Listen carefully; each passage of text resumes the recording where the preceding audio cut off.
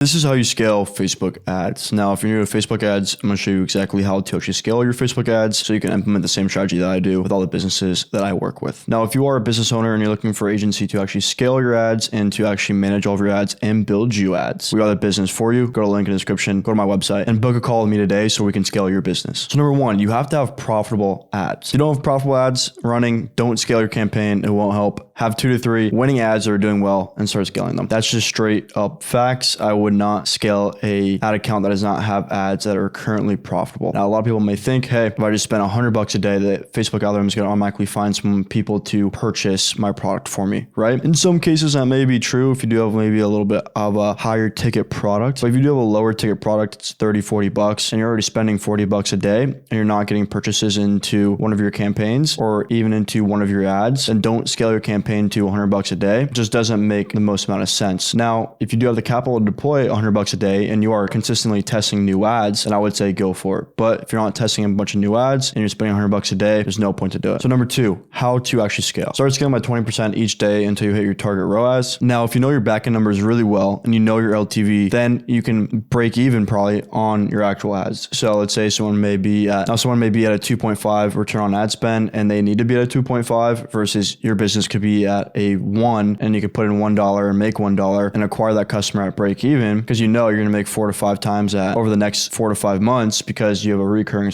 subscription or they come back multiple times, whatever it may be. But as a business owner, it's super important to know your numbers. So make sure you know, hey, what is my actual LTV? What do I need to acquire a customer for? How many people actually come back to my business and purchase again? Because that is a big thing to actually take account for is, okay, if a lot of people don't come back into my business, I need to be hitting a solid ROAS of a 2 to 3x ROAS so I am making money. But once again, just scale your campaign by 20% each day in daily spend and keep on going until you hit your target ROAS. And once you hit your target ROAS, you could stop it right there, test new ads. If you go over your target ROAS again, start scaling by 20%. So what to do after you actually hit your target ROAS? Now you need to test more ads. It's pretty simple. Now that your budget is bigger, test 2 times the amount of ads you did when you first started and now start diving into the small details of what needs to be changed, right? So it could be the funnel, our website speed, our checkout cart, how many steps does a customer take to actually purchase, our shipping costs, product to customer time, and there's a lot more you can really take into account. But you can look at, hey, okay, our conversion rate is 2%. Now we've got our conversion rate from 2% to 4%. That means we just doubled the amount of sales actually coming in our business month over month because we went from a 2% conversion rate to a 4% conversion rate. So there's a lot of minor things that you can adjust, and even in advertising too, where if you look at your Facebook ads, you can see, okay, our click-through rate is at 1%. Well, if we get a 1% click-through rate and then we turn it into a 2% click-through rate, we have 2 times the amount of people that are actually going to our site, and we can now double our sales once again. So there's a lot of very minor things that you can look at and see, okay, hey, this ad has a 1% click-through rate. If we can get a very similar version of this ad to a 2% click-through rate, well, we're going to bring in double the amount of people and most likely we're going to double the amount of sales that we have. So there's a lot of minor things that you can focus on. And once you start focusing on a lot of those minor things, once you kind of scaled that campaign up and you're getting a good amount of sales into your actual business, you can collect a bunch of data and say, okay, we need to work on this, we need to work on that. And once we work on these things, we'll see our conversion rate go up, we'll see our click-through rate go up, whatever it may be. And in return, you're going to make more sales and you're going to make a lot more money. All of a sudden, your ROAS is going to go up and you can start scaling your budget once again. So what to do if you dip below your target ROAS? Well, if you dip below your target ROAS, wait 3 days and it hasn't gone up back to your target and scale it down by 20%. This is where we take a deep dive into the ad account and see what ads are causing the performance to drop. Now, I wouldn't turn off the ad right away though. I would check everything around the ad. Like, did something happen to the product page that we're sending people to? Or we sold out of the product and people can't purchase it now? There's a lot of things around the actual ad itself that could be affected by the website, the product, or any changes that you've made previously. So I would look at all of those things actually around the ad that you're currently running, if it's not being profitable anymore and it previously was, and see, okay, what is going on? Because I ran into this the other day. We had an ad that was at a 2.5x ROAS and it all of a sudden went down to like a 0.6. And I was like, what happened? What is this? And I looked at the website and all of a sudden we're sold out of that product. So that's why our ROAS was so bad. So once we get some more stock of that product, I can now turn that ad back on and it will be successful again. So I'm not going to discount that ad and say it's now